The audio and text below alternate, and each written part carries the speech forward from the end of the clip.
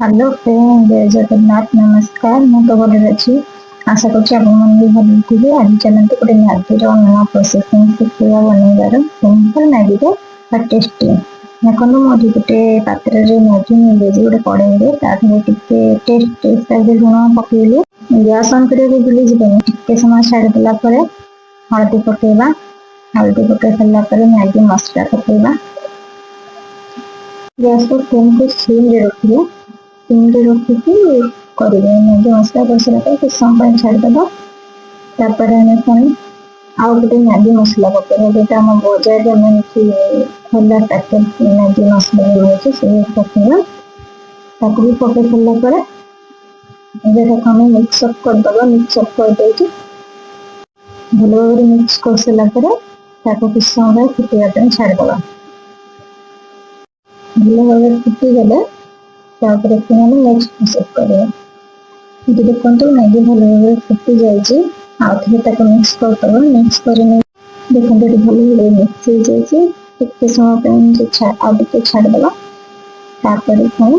Next process करवा।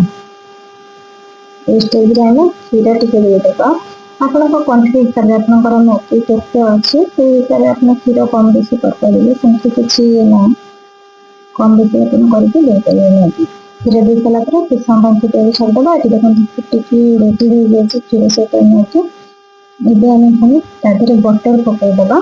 Butter भी आपण हिसाब से बेसी भी बटर पड़े भल लगे, क्या कम पड़े भल लगे आपण हिसाब से आप बटर दे पारे। मुझे गोटे देखिए 3टा मैगी गोटे बटर देखिए छोटा 10 टा बटर देखिए ठीक समय फुटेगा। भलसे मिक्स करदे। बटर को मिक्स कलापर किसी समय मात्र फुटेदबा।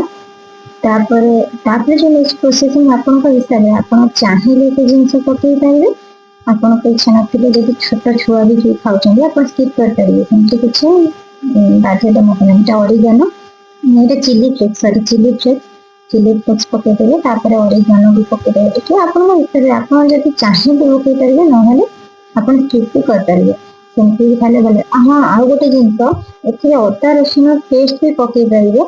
जिते आप क्षीर दौरान क्षीर दवा पूर्व अदा रसुण पेस्ट भी पकई पारे। सेमती आउर टेस्ट लगे बट मो पाखे ना तो मुझे पकईनी। चलते मैगी टेस्ट करवा केमती कौन होमती टेस्ट लगे देखते।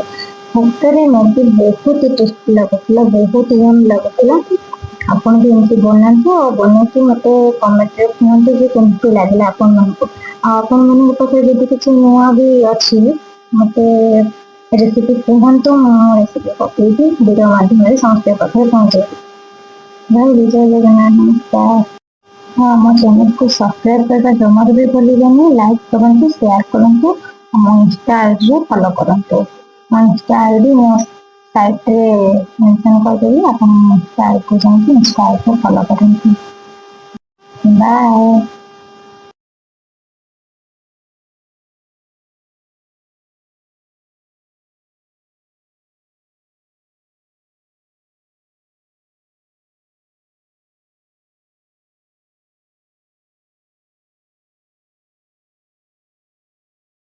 हेलो फ्रेंड, जय जगन्नाथ। नमस्कार। मैं तो भल अच्छी।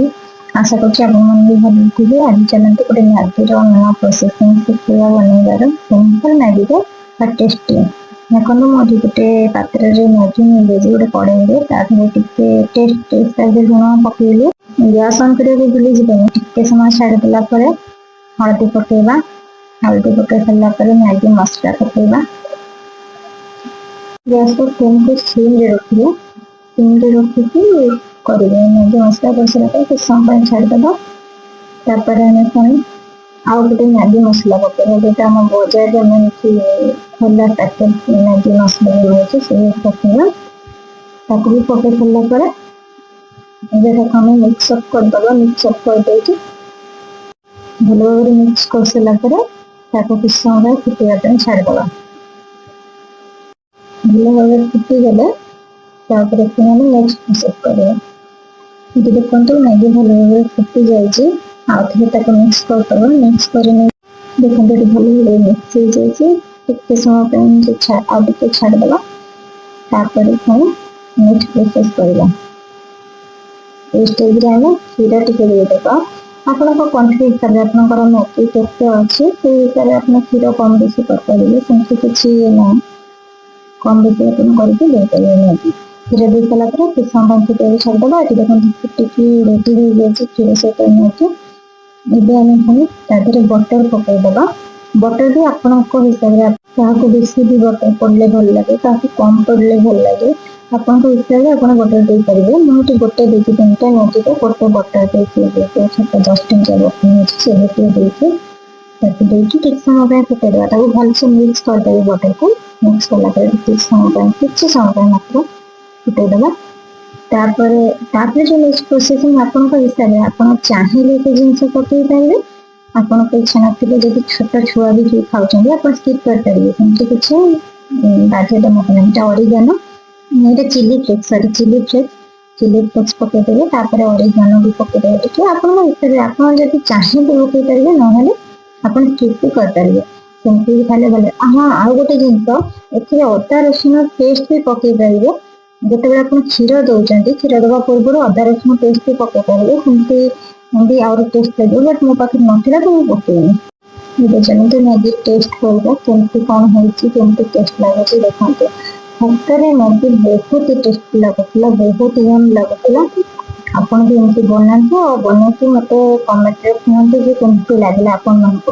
ଆଉ ଆପଣମାନଙ୍କ ପାଖରେ ଯଦି କିଛି ନୂଆ ବି ଅଛି ମୋତେ ରେସିପି କୁହନ୍ତୁ, ମୁଁ ରେସିପି ପକେଇକି ଭିଡ଼ିଓ ମାଧ୍ୟମରେ ସମସ୍ତଙ୍କ ପାଖରେ ପହଞ୍ଚେଇବି। ରହିଲି, ଜୟ ଜଗନ୍ନାଥ, ନମସ୍କାର। ହଁ, ଆମ ଚ୍ୟାନେଲକୁ ସବସ୍କ୍ରାଇବ କରିବା ଜମାରୁ ବି ଭୁଲିବେନି। ଲାଇକ୍ କରନ୍ତୁ, ସେୟାର କରନ୍ତୁ, ଆମ ଇନଷ୍ଟା ଆଇଡିରେ ଫଲୋ କରନ୍ତୁ। ମୋ ଇନଷ୍ଟା ଆଇଡି ମୋ ସାଇଟ୍ରେ ମେନସନ୍ କରିଦେବି, ଆପଣ ଇନଷ୍ଟା ଆଇଡିକୁ ଯାଇକି ଇନଷ୍ଟା ଆଇଡିରେ ଫଲୋ କରନ୍ତୁ। ବାଏ।